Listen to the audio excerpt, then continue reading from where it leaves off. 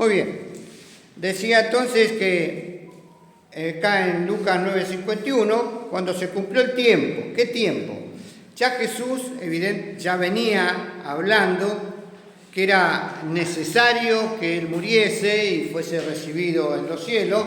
Recuerdan tiempo atrás cuando dijo eso, vino Pedro y le dijo: Señor, ¿cómo decís esto de vos? Y entonces ahí la respuesta de Jesús le dice, bien dura, ¿no? Le dice: apártate de mí, Satanás, ¿no? No que Pedro era un enviado de Satanás, sino que significa no me estorbes en esta misión que yo vine a cumplir. Entonces acá podemos decir, Lucas hace un gran bloque entre el 9:51, entre el capítulo 9, entre el final del capítulo 9 y el capítulo 19. Todo ese bloque es lo que comúnmente se llama el ministerio en pelea. ¿Qué es pelea? Le hago el mapita histórico, ese mapita que nos mandaron del Instituto Geográfico. ¿Qué? Exactamente. Acá estaba el mar de Galilea, ¿no? Este era el río Jordán, y acá al final el mar Muerto, ¿no? Por acá más o menos estaba Jerusalén. Acá pegadito, más o menos a la altura de Jerusalén, estaba Jericó. Y acá hay una parte, así, ¿no? Que llega desde un poco más al sur del Mar Muerto, es así,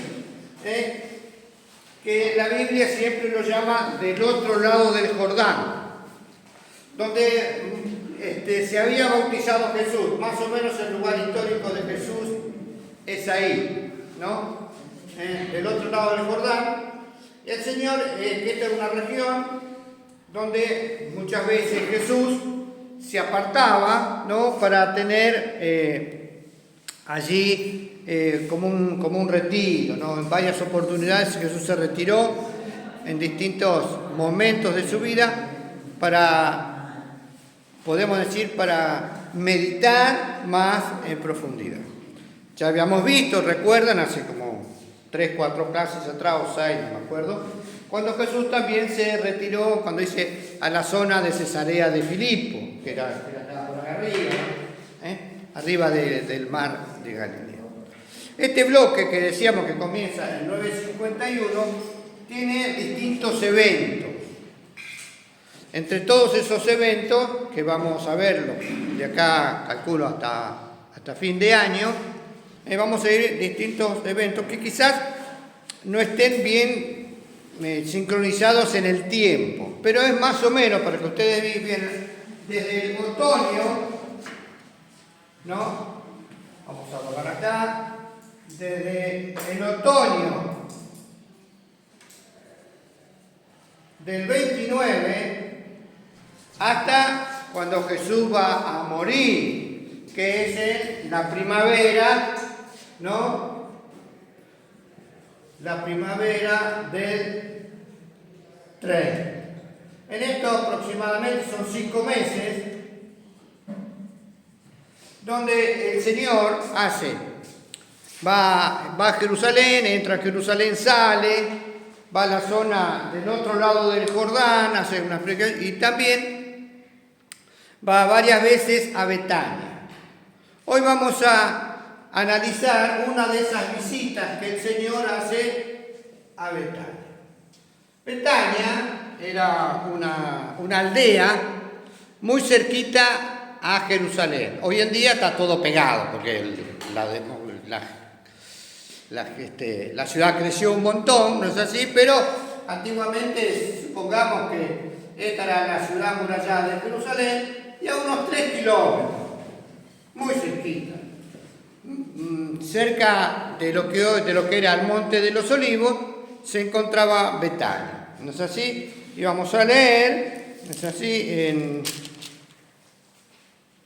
en el versículo 38, dice: y aconteció que yendo camino entró en una aldea, y esa aldea, ¿no?, se llamaba Betania, ¿no? acá no figura, pero es Betania, lo citan otros evangelistas. Es en el capítulo 10, estamos leyendo el capítulo 10 y el verso 38. Acá dice, va a esta ciudad de Betania a una aldea. Hola, Jason, ¿cómo estás, querido? Y una mujer llamada, ¿qué cosa? Marta. Marta. Esta mujer llamada Marta ocupa un lugar importante. Era una familia compuesta por Marta, ¿quién más? A ver, ¿quién se acuerda? Marta, María y ¿quién más? Muy bien. Ya conocen la historia, entonces va a ser más fácil. Entonces vamos a ver algunos aspectos de esta relación. El Señor llega a esta ciudad y lo recibe, ¿quién? Marta. Era muy común en esa época, ¿no? Brindar hospitalidad. Cada vez que algún caminante, alguna persona que venía de camino se acercaba a una casa, a una familia, la gente lo recibía, como ocurre en el campo, todavía ocurre en el campo. ¿Vieron? Si en el campo se acerca alguien, siempre la gente está dispuesta a recibirlo y a brindarlo, ¿no?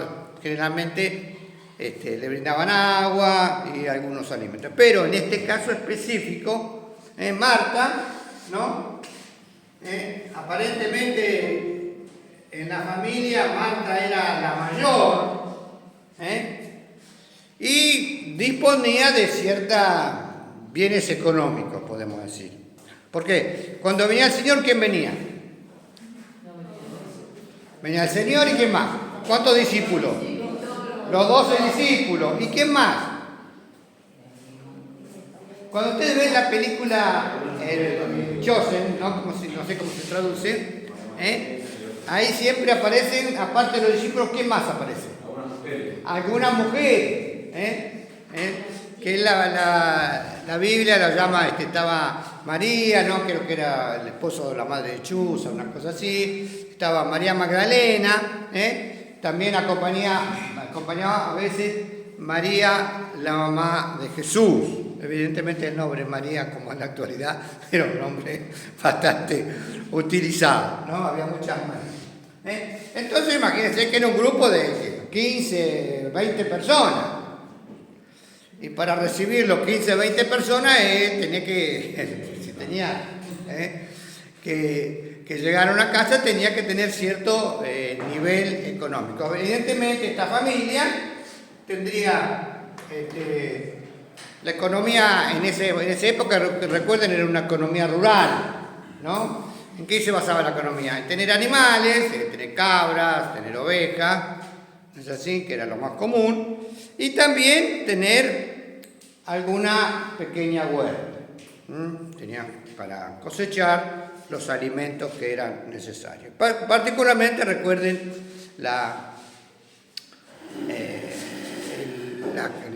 los alimentos que se consumían en esa época era básicamente en base de harina, ¿es así? Tenían que moler la harina, no era tan fácil cocinar, ¿no? Vamos al supermercado, compramos harina, todo. En esa época cada familia tenía que agarrar el trigo, moler el trigo en un molino de piedra, ¿no es así? Después de la molienda, ¿qué tenían que hacer?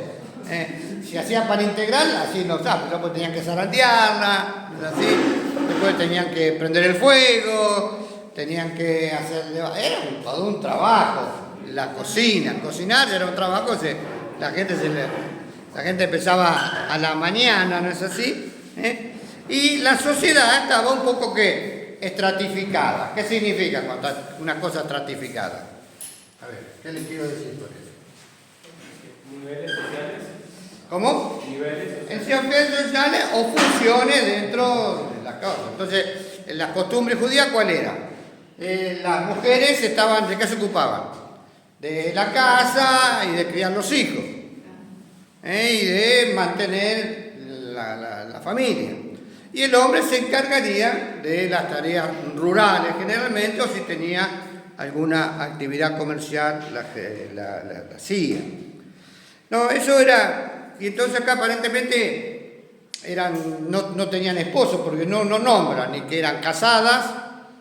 No sé si les había pasado la época. Recuerden, en esa época, si una chica llegaba a los 15 años y ya no se casaba, ya era una preocupación para todos, ¿no es así? Como decíamos, en la actualidad se quedaba bautizando, ¿no es así? Se preocupaban. Aparentemente, como que Marta no se casó, quizás fallecieron los padres. Recordemos que en esa época la vida era bastante dura. ¿El promedio de vida cuánto era? Más. 45, 50 años. La gente no vivía mucho. ¿Por qué? Porque la vida era una vida bastante sacrificada. ¿No es así?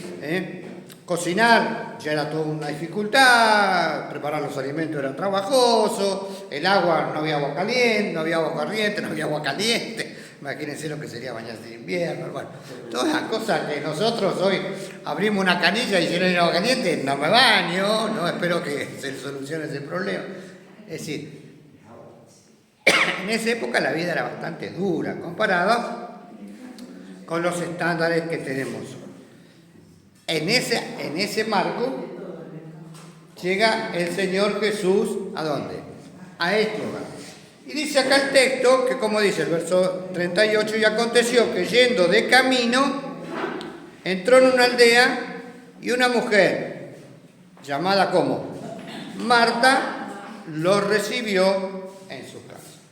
Fíjense, acá está también Lázaro, pero Lázaro no se lo nombra en este relato. En este relato se centra ¿en quién? En Marta y María. Después, las otras referencias a este hogar se encuentran en Juan, cuando uno lee en el Juan capítulo 11 y 12, hay muchas referencias a esta familia. Es decir, estos se tratan como que eran amigos del Señor Jesús.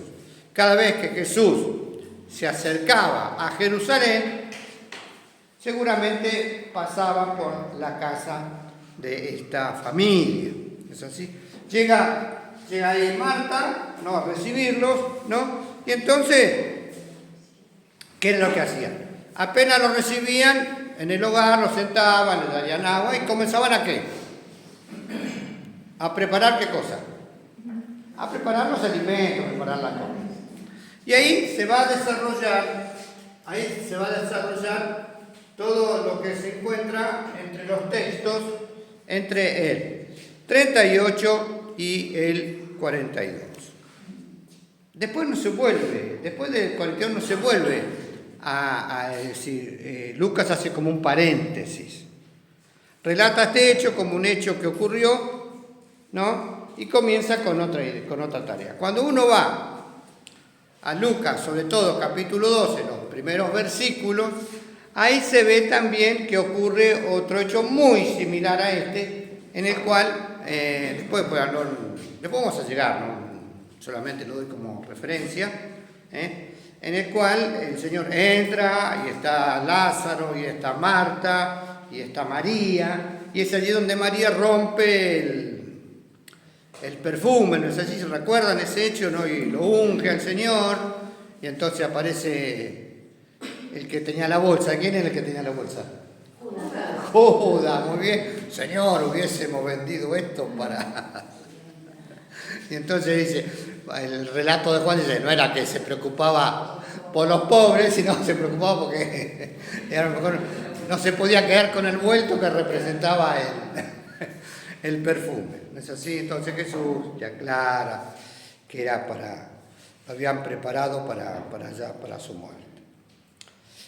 En estos 5 meses van a ocurrir muchas cosas. Muchos hechos van a ocurrir. Y vamos a ir viéndolos de acá a fin de año. Yo quisiera llegar a fin de año, como también vamos a llegar, que ya le pasé a Mariano, los estudios para la escuela dominical, para llegar a fin de año con todos los relatos que tienen que ver con el Señor Jesucristo hasta la entrada triunfal. ¿No es así? Y vamos a dejar la entrada triunfal para comenzar los primeros días de marzo, que es la última semana, donde vamos a coincidir quizás con Semana Santa también, para hablar de la última semana del Señor Jesucristo, que es lo que más ocupa en la Biblia. Siempre pensemos, imagínense, Juan le da desde el capítulo 13 al capítulo 21, una cantidad de capítulos. Lucas le da del capítulo 20 hasta que termina Lucas, creo que es en el 24, algo así.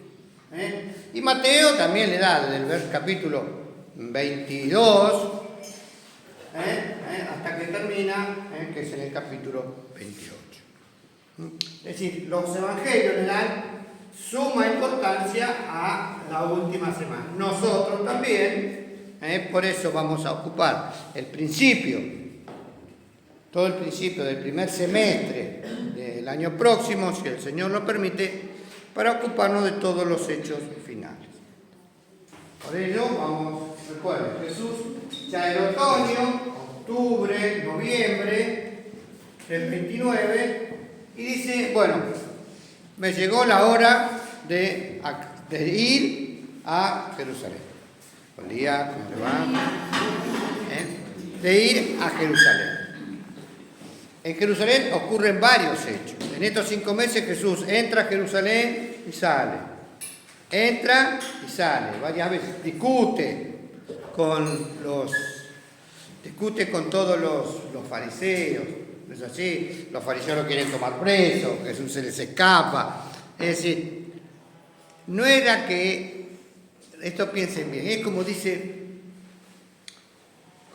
Pedro en el sermón de Pentecostés, que Jesús no murió por causa de que los judíos lo tomaron preso, sino que dice que Jesús muere por determinado consejo y providencia de Dios. ¿Qué quiere decir eso? Que Dios ya había establecido que era necesario, por eso Jesús también nos dice, es necesario que yo vaya a Jerusalén a morir. ¿Por qué? Porque Él tenía el firme propósito de salvar a la humanidad. Y recuerden siempre, Jesús no es que muere en la fiesta de la Pascua como un hecho circunstancial. La Pascua, ¿qué recordaba? Perfecto. Pero ¿qué era lo que se ocurría? ¿Qué es lo que ocurrió allá en la Pascua, la primera Pascua que se celebra? Que la sangre que se pintaba en el dintel de cada casa daba salvación a ese hombre. Entonces, bien dice Juan el Bautista cuando dice, he aquí qué cosa, el Cordero de Dios que quita el pecado. Refiero todas estas cosas para que nosotros nos imaginemos ese momento.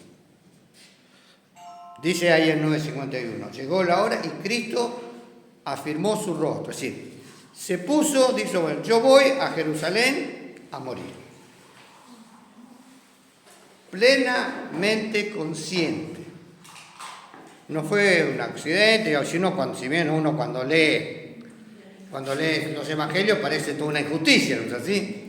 No le encontraban ninguna causa de muerte. Pilato lo quiere liberar, Pilato le dice, no tiene nada que ver, no encuentro causa de muerte, es una discusión religiosa que a mí no me interesa. Pero, ¿qué hace? Encima le pone, ¿quiere que libere a un asesino o libere a Jesús? Y así es lo terrible. La gente, conociendo bien quién era quién, Barrabás, vieron, las injusticias no son desde ahora, son de siempre. Le incitaron a los judíos, los escribas y fariseos incitaron a la población y la población tristemente, como a veces ocurre ahora, es incitada y digo, no, dame a Barrabás y no me des a Jesús. Jesús entonces va a la muerte. Todo esto va a ocurrir en esta cantidad de capítulos, desde el capítulo 9 hasta el capítulo 19, que son estos 5 meses del año 29. Jesús, ¿cuántos años tenía más o menos en esa época? La referencia que tenemos en la Biblia dice que Jesús comienza su ministerio cuando tenía ¿cuánto? 30 años. No, y siempre decimos que el ministerio público duró ¿cuántos años? 3 años y medio. ¿No es así? Entonces, Jesús, cuando muere, más o menos se había cumplido los 33 años. Hay una diferencia. Si el calendario nuestro que dice que se cuenta a partir de ¿cuándo? El año 0, del nacimiento de Jesús. Pero Jesús tenía 33 y yo digo que en el año 30 hay una diferencia de años. Sí, es así. Cuando se establece el calendario que nosotros tenemos, que se llama el calendario gregoriano, recién se armó como calendario en el año 600. Hasta ese momento se utilizaba el calendario romano, que era el calendario juliano. Entonces, cuando se establece este calendario, el Papa, que en ese momento se llamaba Gregorio, ¿cómo acá? Algo tendrá que ver el nombre, bueno, le erró por 4 años. Por eso nosotros decimos que ocurrió esto en el año 29. Muy bien. Llega María, llega Jesús a la casa de esta familia de Marta, que era la hermana mayor, y después tenía 2 hermanos menores, que eran María y Lázaro. Llega allí, lo recibe, seguramente le había dado agua para que la gente se lave los pies, para que todos se preparen y se sentaron a la mesa. Hola. Recuerden, sentarse a la mesa no eran este tipo de mesas, Era una mesa muy bajita, ¿no? Que se ponían en el piso muchas alfombras, se tapizaba el piso de alfombra, ¿no? Quizás comerían en el patio, porque recuerden, la gente en la antigüedad no vivía. Nosotros empezamos que tenían un comedor, una cocina, el baño y los dormitorios. No era así. Generalmente tenían un gran salón donde oficiaba de preparar los alimentos, que la cocina siempre estaba afuera. La cocina estaba afuera. Había una pequeña enramada, con cañas o con juncos o con hojas de palmera, y ahí tenían el fogón y ahí cocinaban. Y comían generalmente en el patio, salvo en invierno, cuando hacía mucho frío, que comían dentro de ese dormitorio, que era todo junto, era dormitorio, cocina, comedor. Y el baño, como ocurre en el campo, todo lo que... tenemos el baño que siempre estaba a media cuadra de la casa, ¿no es así? ¿Sabemos? Es decir, así eran las comunidades. Evidentemente esto ocurrió en el patio de la casa de María y de Marta. Marta lo recibe, ¿no? Sí, dice el versículo 39, y tenía una hermana que se llamaba María, la cual, sentándose a los pies de Jesús, oía. Y aquí ahora vamos a tomar un detalle, que era el lugar de la mujer en la sociedad judaica. Y el lugar que le dio Jesús a las mujeres, y que el lugar que después le va a dar el cristianismo a las mujeres. El cristianismo fue un liberador de las mujeres. Fue muy importante. En la sociedad judía, ¿qué es lo que ocurría? Estaba el hombre, ¿no es así? Los hijos mayores, el hijo varón, el primer hijo, el primogénito varón era el más importante. Yo lo pude, todavía los árabes llevan esa costumbre. Cuando fuimos con Dani hace 7, 8 años que estuvimos en Qatar, ¿no? A hacer un trabajo. Un día fuimos a ver un evento, ¿no? Un evento así artístico, o sea, unas representaciones.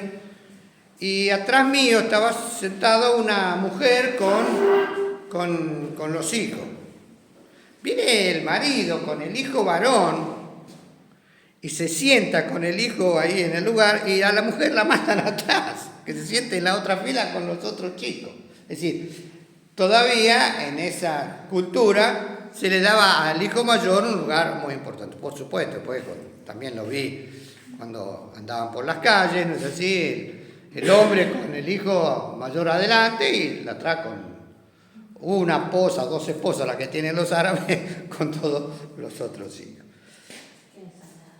La sociedad judía tenía costumbres similares porque son de la misma región. En toda esta región de Asia Menor, las costumbres variaron muy pocas, a pesar de que pasaron muchísimos siglos. Hoy en día, salvo en la sociedad judía contemporánea que está muy a las costumbres occidentales, pero las costumbres árabes con el Islam siguen siendo exactamente las mismas. La mujer está tapada acá, se le ve así el ojito nada más. Parecemos que estamos en la antigüedad. A mí me chocó, por supuesto, ¿no es así? Cuando uno ve todo eso, a uno le choca. La mujer sojuzgada, sentándose en el piso, los hombres sentándose en la mesa. Cuando tú ves en el aeropuerto en África, en Etiopía, pero me golpeó tremendamente. Todas las mujeres sentadas en el piso. Venían, por supuesto, con la ropa todas tapadas, con la costumbre africana, todas lo que ustedes ven en las películas, igual. Todas las mujeres sentándose en el piso y los hombres sentándose en la mesa tomando té. Y las pobres mujeres ahí, nada, ni té, ni nada. Acá una mamá latina ni en chiste pasa eso. ¿Cómo? Acá una madre latina ni en chiste pasa eso. No. Claro, ¿por qué? Porque son las costumbres a las cuales las mujeres están sometidas. Acá en la capital se ve eso. ¿Cómo? Que las mujeres judías ya se van a... Silencio, no hablemos todos. Acá en la capital se ve. Sí. No, pero hablemos de a uno, porque si no, no nos entendemos. Sí. Las mujeres, las esposas de judíos ortodoxos acá en la capital, uno a veces ve que van las mujeres atrás con los chiquititos, y las mujeres no usan la ropa que usan por supuesto las musulmanas, pero ellas no llevan descubierto ni los brazos ni las piernas, que se ponen unas medias gruesísimas, la peluca. Y llevan una peluca porque están cubiertas. Y el esposo siempre adelante. Adelante, exactamente. Con los hijos varones. Sí, si ustedes quieren ver eso, se van a las regiones del 11 a las 5 de la tarde. Ustedes cuando van al 11, escuchen, cuando van al 11 a las 5 de la tarde, que está en la sinagoga, ahí van toda la familia a la sinagoga. Adelante va el papá con el hijo mayor y atrás la mujer. Eso que ahora parece un anacronismo, sigue ocurriendo en aquellos ultraortodoxos, se llaman los religiosos absolutos. Hay muchos, por supuesto, judíos que no lo cumplen, son los judíos la mayoría, pero hay muchos. En esa situación ocurre este relato. Eso es para que nosotros nos demos cuenta. Entonces, ¿qué pasó? Dice acá el relato que el Señor se sentó a la mesa y María se sentó, ¿qué cosa? ¿Cómo dice acá? Se sentó en el lugar reservado para el discípulo más importante. Es decir, en esa época el maestro, recuerden que la cultura de la costumbre que el maestro, o el más importante, el que daba la enseñanza, tenía un lugar y alrededor se sentaban primero los alumnos más importantes, los discípulos más importantes, y después en lugar de creciente hacia atrás. Por eso Jesús dice, cuando vos vas a una fiesta, a un evento, no te ocupes el primer lugar, no va a ser cosa que el maestro te diga, no, para que ya vos te saques, más vale sentate al último y después el maestro viene y ordena quiénes son. Acá es muy importante que María se sienta y Jesús no dice absolutamente nada. Confianza. ¿Qué? Que le da confianza. Sí, Jesús le dio un lugar muy importante a las mujeres. Es decir, las liberó, las incluyó en la enseñanza. En esa época las mujeres no sabían ni leer, ni escribir, ni leían la Torá. ¿Qué? No tenían derecho a nada. Claro. Pero hoy no nos alejamos de esa realidad. Ah, Hoy no. uno vive también. Bueno, vemos, pero no estamos a ese extremo. No, el sometimiento que vive dentro de los hogares a veces no son hogares, parecen... Yo estoy de acuerdo, Juan, pero como estamos en un lugar, dentro de todo, de libertad. La mujer puede estudiar, se puede desarrollar, puede trabajar. Muchas mujeres, no todas. Yo dije muchas, por supuesto. En todos los lugares hay excepciones, pero las leyes para la mujer. No vamos a decir eso que no. Ya sé, no, pero acá, bueno, los casos puntuales no los vamos a tratar. Pero en general, la mujer en occidental se puede desarrollar. Ignacio, nosotros teníamos un compañero africano que estaba estudiando acá en Argentina con su esposa y él nos contaba que una de las maneras de evangelizar que tenían allá en África, ¿no? que eran entre los musulmanes, para los cristianos, más para los hombres, era el trato que el hombre tenía con su esposa. Dice que ellos veían esa diferencia, que no las trataban como todo el mundo trata a la mujer, y dice que era una forma de evangelizar y de predicar porque no entendían que, por ejemplo, él, ¿no? Trataba a su esposa con las bases bíblicas, digamos, y dice que eso era un ejemplo para muchos, que Claro. era una manera de predicar. Claro, porque ellos, recuerden, el mundo musulmán le da a la mujer un segundo lugar. Aprueba que el hombre religiosamente le pegue a la mujer. Y nadie puede decir nada. Nada. Entonces, no se quejen, tienen bendición. Bueno, imagino, pero acá lo interesante que quiero destacar en esta mañana, que el Señor permitió que María se sentase a los pies a escuchar la palabra. Jesús rompe el esquema en la cual la mujer ocupaba un segundo lugar. Lo mismo ocurre con la mujer samaritana. Jesús, cuando uno lee ya San Juan 4, le da a la mujer samaritana una cosa muy importante. Primeramente, la mujer se asombra, ¿por qué? Porque Jesús le habla. Vienen los discípulos, ¿y por qué se asombra? Porque Jesús está hablando con una mujer. Y peor después, cuando tenemos la historia de esta mujer, si fuese un judío normal, pero ni le dirigía ni la palabra. Porque era mujer, porque era samaritana y porque había tenido ¿cuántos maridos? 5 maridos y ahora estaba juntada, como decimos nosotros, no en una... Fíjense cómo Jesús cambia los parámetros. Cuando uno lee los versículos anteriores al versículo 38, Jesús relata la famosa parábola del buen samaritano. La parábola del buen samaritano, ¿a qué hace referencia? Al amor al prójimo. Al amor al prójimo. Al amor hacia el otro. Un día uno tendría que estudiar Le habrá en... pegado al orgullo del judío, ¿no? Que Jesús sabe el buen samaritano, justamente, no, buen judío. Sí, por supuesto. Cuando uno analiza la parábola del buen samaritano, un día por ahí lo vamos a analizar acá, de todas las connotaciones religiosas que tiene, ¿no es así? Entonces, ¿cómo Jesús exalta la actitud de ese hombre que, no siendo judío, no correspondiéndole ayudar, lo ayuda en una acción de amor y después le dice al otro, cuando termina el relato, le dice, ¿y quién fue el que mostró el amor? Porque todo comienza y amarás a tu prójimo como qué. Y en el prójimo no tiene que ver ni la ciudadanía, ni la religión, ni el sexo, ni nada.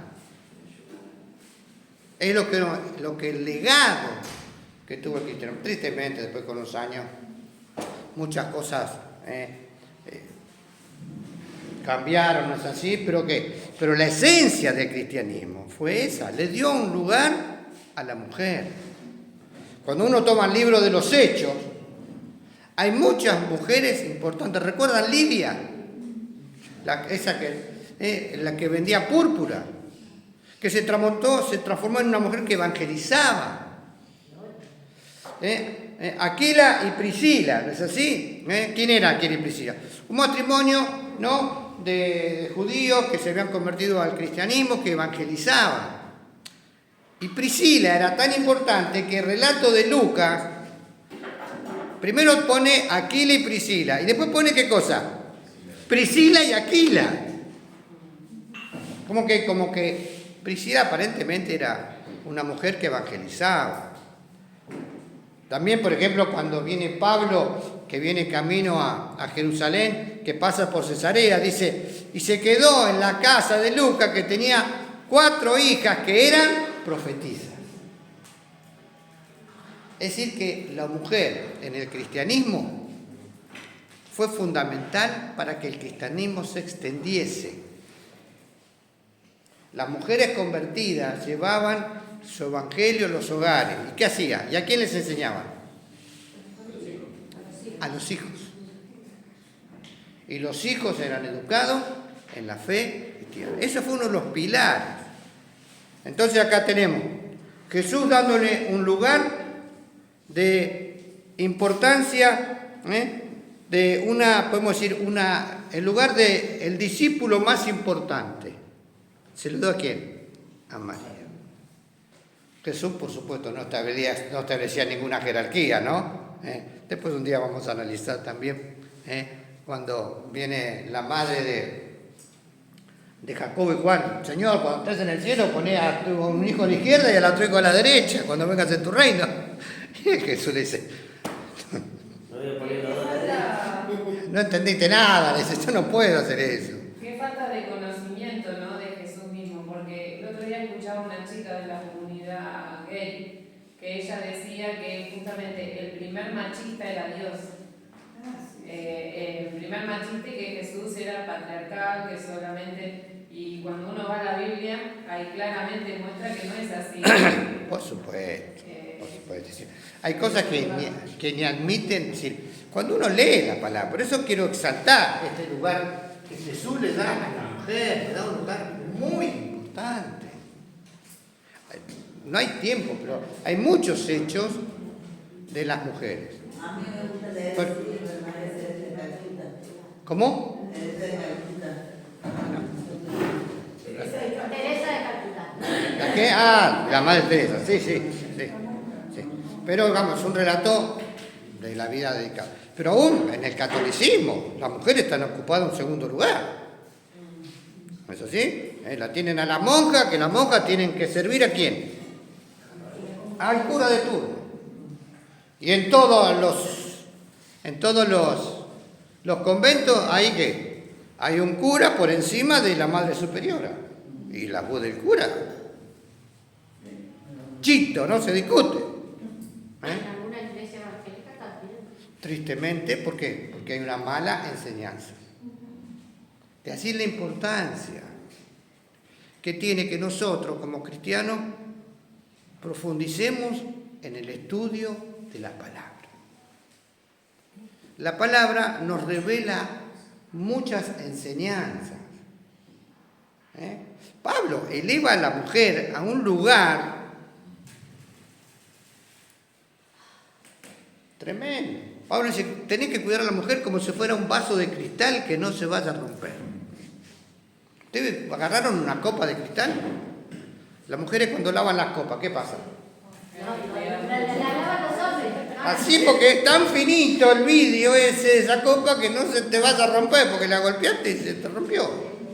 Eso es lo que dice. Dice, amad a vuestras mujeres. Fíjate, dice, A la mujer no le pone ningún requisito, dice, tenés que respetar a tu esposo. Pero al hombre le dice, vos tenés que amar a la mujer como Cristo amó a la iglesia y se entregó a sí mismo por ella. Imagínate, si los hombres que somos cristianos entendiéramos esa manera de amar a nuestras esposas. ¿Te estás dispuesto a qué? A sacrificarnos por ella. ¿Te estás dispuesto a cuidarla? ¿Te estás dispuesto a suplirla? A darle... Este era Jesús. Cuando recibió a María a los pies. Igual, comparto un poco lo que decía Nancy. Yo creo que está bien, no al nivel de los musulmanes, pero yo creo que a nivel humanidad hay un machismo, ¿no? Que yo creo que ese está dentro del plan del enemigo para... Por supuesto, yo no te... Sí, por eso, quiero... Hay dos lugares, perdón, hay dos lugares. El psicólogo se pasa años, hay mujeres que pagan años de psicología para entender la identidad y llevarle la palabra de Dios. Lo viví en mi vida, ¿no? Y también lo comparto como mujeres, que Jesús te da esa identidad. Una mujer con identidad hace mucho menos lío y mucho menos desorden. Con la identidad de Jesús, capaz que en media hora de reloj la mujer acepta a Cristo y tiene su identidad para toda la vida. Y en años de psicólogo no puede encontrar esa Por supuesto. Así, hablando, estos días, hablando con una psicóloga, me dice... La gente va al psicólogo aunque no tenga ningún problema. ¿Va al psicólogo para qué? Para que alguien lo escuche. ¿Cuándo qué? Que no entienden que Jesús vino a suplir todas esas necesidades. El mejor lugar donde poder llevar esa palabra ahí es en por ejemplo, en la comisaría de la mujer. Claro. Porque también llega el caballero, llega el hombre, porque no es que la mujer sola es... No. Es decir, no hablemos por eso. Yo siempre quiero aclarar. Si hablamos de los casos puntuales, vamos a estar 2 días hablando de casos puntuales. Estamos hablando acá del caso masivo, el caso general. El caso general, Jesús le va a dar a la mujer un lugar que no se lo daba la sociedad judía de su época. Recuerden el caso de la mujer adúltera. La mujer adúltera estaba condenada a que la apedrearan. Ni se discutía que iban a tener. ¿Por qué se la traen a Jesús? No era porque querían escuchar de Jesús la gran disertación. Se lo traen a Jesús para ponerlo en aprieto. A ver qué dice. Si Jesús dice que la maten, lo van a acusar de cosas. Y si dice que la liberen, lo van a acusar de que no cumple la ley. ¿Y Jesús qué es lo que hace? Fíjese, Jesús, yo siempre digo, cuando uno lee esos aspectos de la situación transformadora que hacía, Jesús solamente con una palabra, dice que la palabra, cuando dice el que esté libre de pecado, que arroje la primera piedra, esa palabra no fue solamente hecha de los labios para afuera, fue una palabra que rompe el corazón de la persona. Por eso dice que la persona que la escuchó fue redarguida interiormente por el Espíritu. Si no, esa persona no se iba,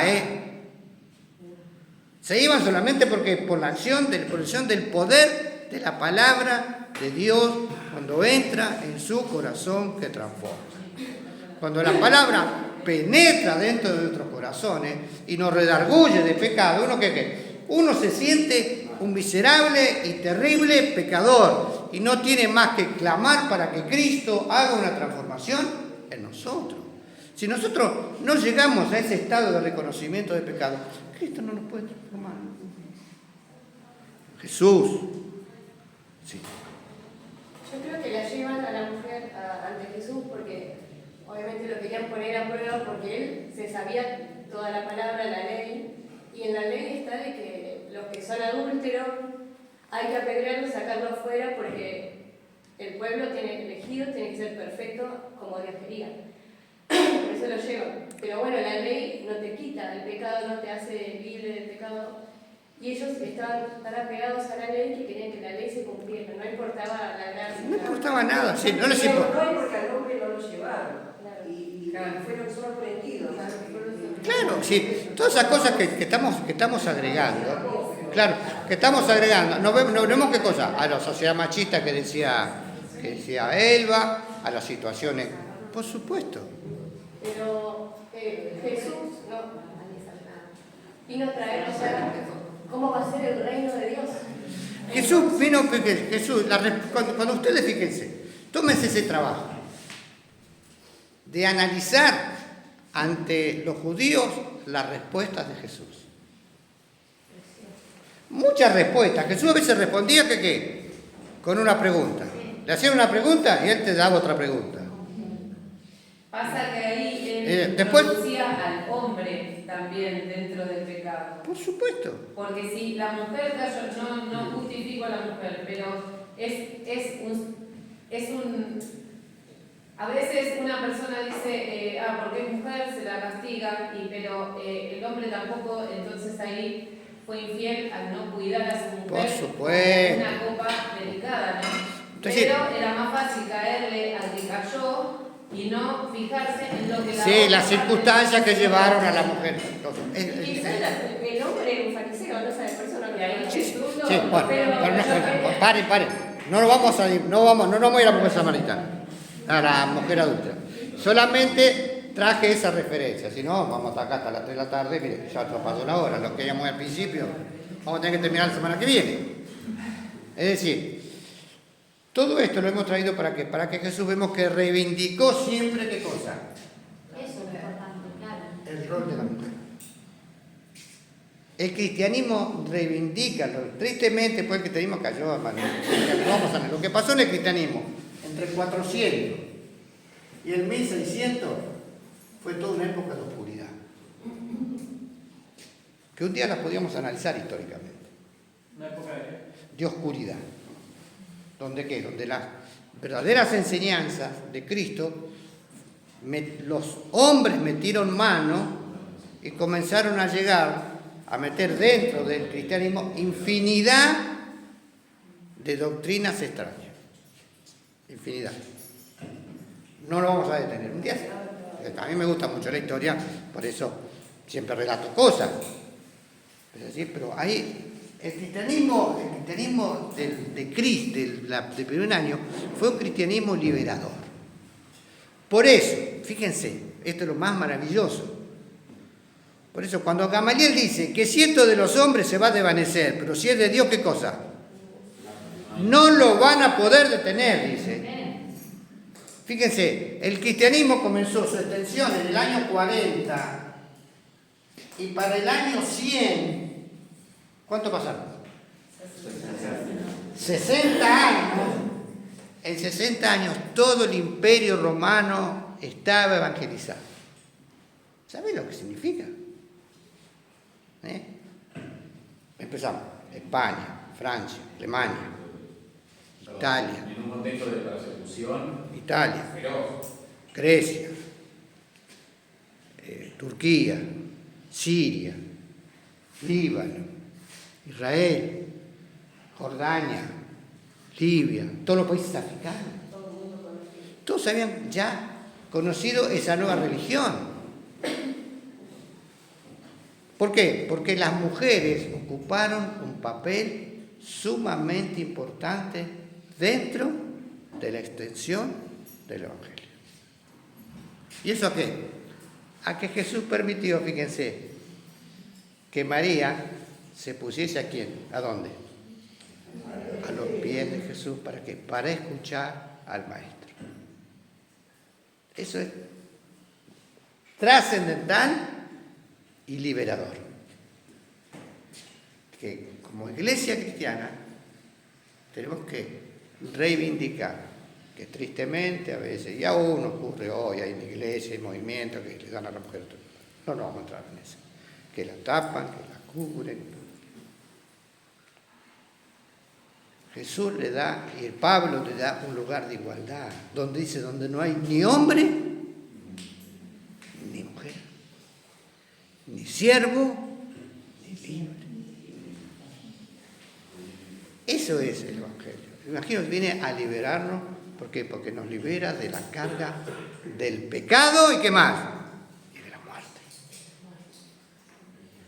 la preciosa bendición que tenemos nosotros de haber conocido a Cristo, que nos puede liberar de todas las esclavitudes que nosotros podemos tener. Ponemos la historia, perdónenme que nos divagamos, que no lo siempre lo vamos a hablar, pero a veces son cosas que es necesario aclararlas. ¿Para qué? Para que nosotros queden instaladas. ¿Qué significa instaladas? Que queden metidas dentro de nuestra vida. Sí, Leo.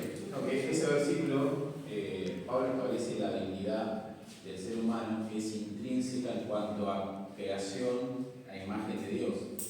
Lo que hoy se discute es más funcionalidad que la propia dignidad que tiene la persona. Cuando Pablo dice no hay judío ni griego, esclavo ni libre, ni hombre ni mujer, ¿no? Está primero contracultural y revolucionario de esa época, sino que establece que la dignidad de la persona, sea hombre o mujer, está establecida por ser creados a imagen de Dios. Y esa es la dignidad que rompe con esa cultura de superioridad, machismo, patriarcado, etc. Pero las discusiones de hoy no se dan por eso. Fíjate, se dan por la funcionalidad, que no tiene que ver con la dignidad de la persona. Y se pone casi en importancia la funcionalidad entre el hombre y la mujer, comparándola casi con la dignidad. Y ese es el problema, y por eso se dan tantas discusiones hoy, esa lucha del feminismo, que es más por funcionalidad que por dignidad. No hay ninguna discusión que el cristianismo establece la misma dignidad para el hombre y la mujer, por haber sido creados en imagen de Dios. Por supuesto. Dentro de la iglesia misma también, esa discusión, basándonos también en ese texto, hace muchas veces referencia al rol de la mujer dentro de la iglesia y no a esto de ser creados todos a imagen y semejanza de Dios. Entonces, No, pero por eso, porque, claro. pastora no, que líder. Entonces, pero vos fíjate, Jesús, sociedad machista, ultraconservadora, donde los hombres eran los únicos que eran educados, donde el maestro que tenía a sus discípulos eran todos hombres, que no tenían acceso, no había ni una mujer. Entran a la casa de María y de Marta,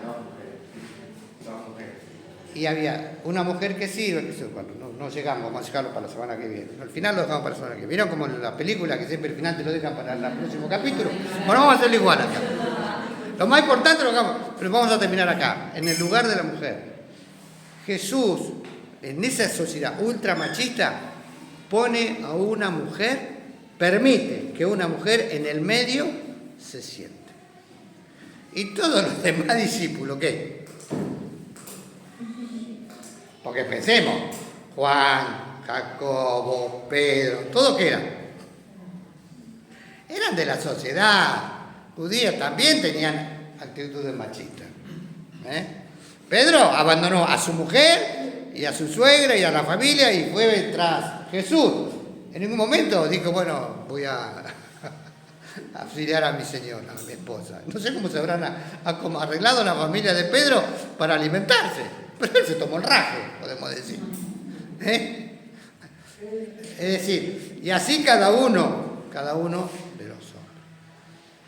Qué importancia, qué bendición tenemos nosotros de tener la luz del Evangelio en nuestras vidas. ¿Qué quiero decir la luz del Evangelio? Que la palabra nos enseña, es, como decía muchas veces Leo, es contracultural, va en contra de las costumbres y la cultura. Entonces, los hombres como verdaderos hombres de Dios, ¿de qué manera amorosa tenemos que tratar a las mujeres? Dice la palabra, respetarla, honrarla. Como esa frase dice, como Cristo amó a la iglesia, así vos tenés que amar a su mujer. Yo cuando leo eso, Graciela a veces se pone un poco nerviosa, me quedo calladito, no respondo. ¿Pero por qué no respondo? No, porque yo ya podía discutir y seguir la pelea, la discusión, no, me callo, ¿por qué? Porque sé que si vos te callás, ¿qué pasa? ¿La cosa qué cosa? Y al rato, a los 2 minutos, estamos vuelta abrazados, dando un beso y toda la historia. Sí, pero también no callar en todas las mujeres, ayer fue la reunión de mujeres y saber que la mujer tiene un propósito, ese fue el final, ¿no? No tuve, pero Sí, la identidad, me contó muy ese gracioso. propósito. Pero bueno, lindo acá, pero llevarlo a la mujer que no sabe esto, ¿no? Si otra vez nombro la comisaría de la mujer, que si te parás ahí media hora a evangelizar, entran de a docena de mujeres que están sometidas, golpeadas, quemadas. Metamos la infidelidad también, el engaño, la mentira, el engaño, la mentira. Sí, bueno, podemos poner la sociedad cargada de pecado y de inmundicia que nos rodea. No nos podemos callar. Recuerden que estamos en una sociedad pecaminosa, llena de porquería, llena. Una vez pasó acá algo muy lindo, no me acuerdo una charla, pero hablaron los caballeros. Imagínate, yo puedo ir a hablarle a una mujer, pero si Jason va a hablarle a una mujer mañana, a decirle, mira, Cristo te hizo digna, la mujer te va a quedar mirando, pero no está muy en serio, ¿entendés? Porque que cuando el caballero lleva este mensaje de Cristo, por supuesto, le hace mucho ruido a la mujer. Yo entré a esta iglesia hace 16 años y Jorge Basinger andaba atrás mío preguntándome si necesitaba la escalera. Que un hombre le preste así una atención, que quiera ser servicial, nos hace ruido cuando llegamos al camino. por supuesto, porque nosotros tenemos que mostrar la diferencia. Si nosotros como varones no mostramos la diferencia de lo que es un varón cristiano, no somos de testimonio. Tristemente, a veces, bueno, vamos a encontrar relatos de pastores que van a la casa, en la iglesia predican una cosa, van a la casa y la fajan a la mujer, y de cristianos que en la iglesia son una cosa y en la casa son otra. Hay casos, pero los que estamos aquí tenemos que aprender el mensaje de igualdad que Cristo vino a traer a la sociedad, de liberación del hombre de sus pecados y de liberación de la mujer de tristemente muchas veces estado de sometimiento. Esto no significa que la mujer ahora se va a levantar ahí y lo va a tener el marido de esclavo. No. Esto significa una igualdad, paridad. Ya no son dos, son uno. Imagínense, porque a veces nosotros le damos, ya terminamos con esto, la trascendencia a la relación, dice, ya no son dos, son una carne. Entonces, esa paridad, esa igualdad de manera de ser, de pensamiento. Hoy que en día, ¿qué cosa? Esto de 3, 4 años, si va mal me separo y después me pongo con otro y así. Claro, ese no entendió nada. ¿Por qué? Porque no entendió nada, porque siempre van cosas así, siempre que privilegian sus cosas y no están dispuestos a qué. A veces a sacrificarse por aquellas personas que dicen que aman. Que el Señor nos bendiga. Perdónenme, no se nos fue la hora, pero bueno. La semana que viene vemos el final, que es súper interesante. No se olviden.